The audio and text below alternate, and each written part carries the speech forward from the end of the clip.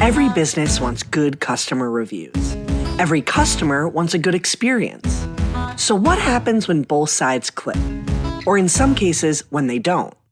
From Yelp and Entrepreneur Media, this is Behind the Review. Behind the review, dig deeper too. Behind the review, get all the news. Food, flowers, fixing, make business boom. Behind the review, dig deeper too. Hey there, I'm Emily Washkovic, Yelp small business expert, and the host of this podcast, Behind the Review. Normally, on Thursdays, we drop an episode in your feed sharing stories with a business owner and someone who wrote one of their Yelp reviews. But now, we're going to add something new. On Tuesdays, we're going to drop what we're calling Biz Bites episodes. Biz Bites are 7 to 10 minute episodes where I dig deeper into a topic affecting small business owners. And I'll give you some tactical steps that you can use to implement changes in your business that are small, but could maybe have a big impact on future customers. So let's dive right in. Biz Bites Episode 4, Encouraging Engagement with Your Customers Online. I once had a business owner tell me, you have to remember that social media is 2 words. A lot of times, business owners focus on the media, posting about your business.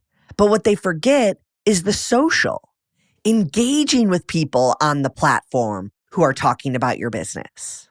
And this episode is all about engaging with your customers online and getting them to talk about your business after they experience it and sharing their experience digitally with their network of friends, family, or just followers. Effectively, what we're talking about today is amplifying your word of mouth. So instead of the traditional just telling of friends or family members, we want your customers to talk about you and engage with you online and amplify that word of mouth to an even larger audience. And this all starts with having a great experience in person.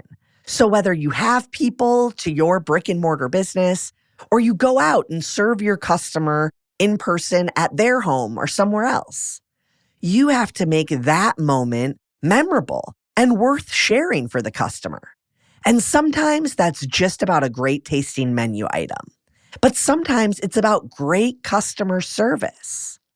And then also encouraging customers to capture the moment of engaging with your business while they're there. So if you have a brick and mortar, maybe there's a little corner that's set up for a fun photo op for your customers. I know you've seen these before, right? A really cool art piece at the entrance of a business, or even something like a grass wall with a neon sign that says the business's name in a nail salon, so the clients can show off their finished product on Instagram before they leave. You might have really cool and camera-worthy menu items. So in order to get your customers in the habit of taking photos and then sharing them, you have to show them what you want them to share. So sometimes you have to be the one pretending to be the customer, taking photos of your business and the service offerings, and then posting them online on your social media accounts, on your website. And really, it's all about showing your customers exactly how to share their experience with your business.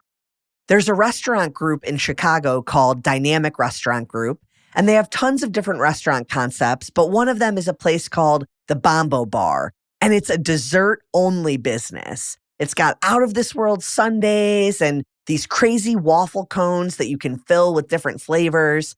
And on their Instagram, they have all these awesome images showing off the sundaes. And some of them are in the business. You can see art on the wall behind their menu item. Some of them are even just showing off how cool the inside of the business is. Different light fixtures that they have. And you can see when customers share their experience, it's very similar to how the business posts about their menu items. And the key here is When your customers share their experience, you want to engage with them. Repost it if you want to your own story. Customers share this stuff because they want to shout you out. And by doing the social part of social media, you have to engage with them back. Thank them for taking the time to come to your business and to share the experience with all of their followers. You could even come up with a hashtag for a famous menu item or just for your business in general and let folks know what that hashtag is with little table tents in your business or a sign at the checkout area.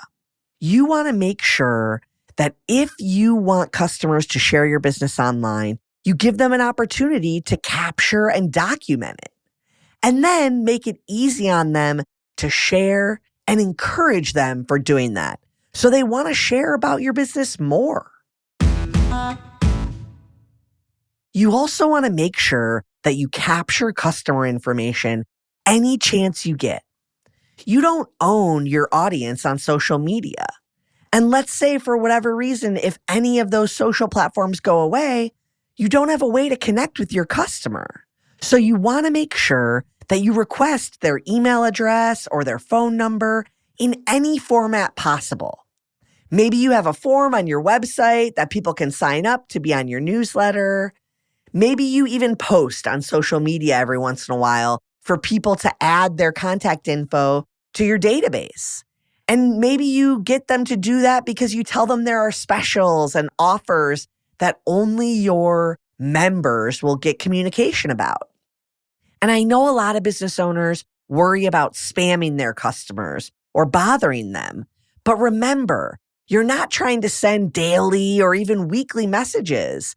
If anything, maybe it's a monthly newsletter, but in reality, you're just gathering that customer information so that you can come up with a plan for how to use it.